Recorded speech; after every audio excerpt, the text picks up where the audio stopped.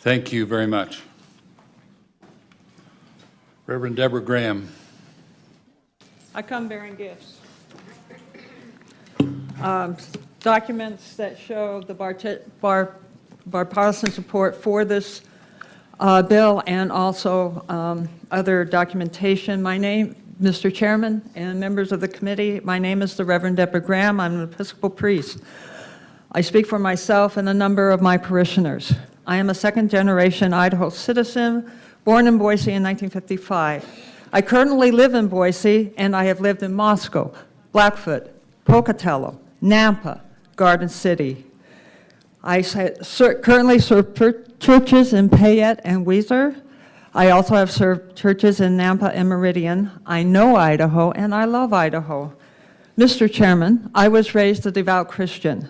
When my sexuality became conscious, I was horrified. I felt I had to choose between being gay and being myself, between God and being gay. I had to choose between God and being myself, being God and being gay. I chose God and sank into severe depression and emotional pain. I hated myself. I wanted to die. I wanted to kill myself. At one point, I had a gun in my hand, ready to put it to my head and pull the trigger. But somehow, by God's grace, I found the strength to put the gun down and return it to its owner, who ironically had given it to me to protect me from a man who was breaking into single women's apartments in Pocatello, where I lived at the time. I went through 3 years of great emotional suffering. Finally, through theology classes from the Catholic Diocese of Boise, I was Catholic at the time, and much prayer, I was able to hear God speaking in my heart and mind that my sexuality was okay, and God would be with me through the difficulties I knew I would face.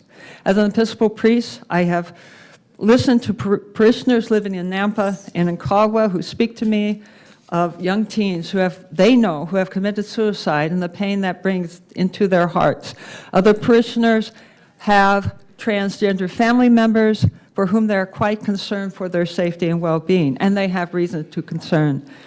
A well-documented study by the Williams Institute, which I provide copies for everyone here, University of California School of Law, documents the fact that LGBT people experience discrimination in Idaho. Briefly, here is one of the findings of the survey. A 2003 survey showed that more than 2,000 Idahoans, found that 16% of transgender respondents, 12% of gay and bisexual men, 30 seconds remaining. Okay. Were told that by their employer they've been fired from their job. Sir, 1 John says that there's no fear in love, and perfect love casts out fear. But as Martin Luther King said, law cannot make a man love me. The law, however, can and does create safe spaces where we can have conversations with one another to come to know and understand each other, heal our fears, and come together to find the way to fulfill the words of the prophet Micah. Everyone will sit on their vine and fig tree. No one will make them afraid, says the Lord Almighty. For these reasons and more, I ask you, Mr. Chairman, and the committee members to vote yes for House Bill 2. My full written testimony is here, and I ask that it would be put into the record. Thank you. It will be done. Are there questions? Representative Wintrow.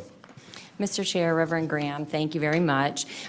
Could you please just briefly share the survey with me? You ran through the statistics. I didn't hear the survey name or just the numbers. Could you just please quickly do that? Yes, Mr. Chairman, Representative. This is the employment and housing discrimination based on sexual orientation and gender identity in Idaho by the Williams Institute from the University of California Law School, published May 2014. And just the statistics you were excuse me, Mr. Chair. Okay, Representative Wintrow. Reverend Graham. Let me read to you again. This is one of the findings, and this is an 18-page document with 5 pages of footnotes.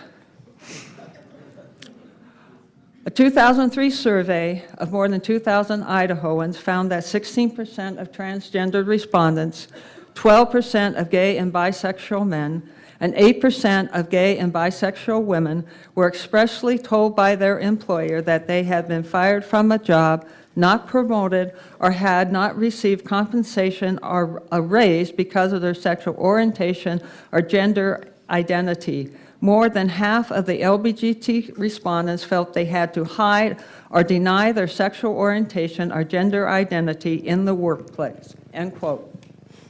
Thank you, Mr. Chair. Further questions? Thank you. And thank you for your time, sir. Beverly Hines, Esteban, Ileana, oh, I'm sorry.